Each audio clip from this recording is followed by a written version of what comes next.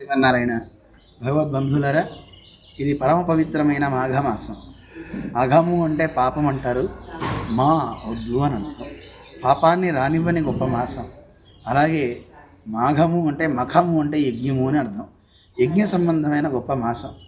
ఈ మాసంలో సూర్యుడిని ఎక్కువగా ఆరాధన చేస్తూ ఆ స్వామి అనుగ్రహంతో చక్కని ఆరోగ్యాన్ని పొందుతూ ఉంటారు. విశేషించి ఆదిత్య హృదయం మనం అందరం చదువుకుంటాం.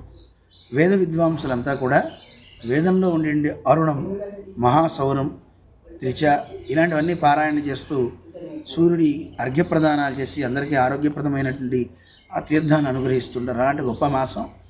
మీ అందరికి కూడా అనేక ఆచార్యుల మంగళాశాసనాలు అందిస్తూ ప్రతిరోజు ఆదిత్య హృదయం చదువుదురు కానీ, మంచి ఆరోగ్యాన్ని పొందుదురు కానీ, అనారోగ్యాన్ని ఢీ కొట్టకుండా సూర్యుడి యొక్క అనుగ్రహంతో డి విటమిన్ పొంది ఆదిత్య హృదయం చక్కగా చదువుకుని మంచి ఆరోగ్యవంతులవుతారని అందరికీ సూచిస్తూ జై శ్రీమన్నారాయణ.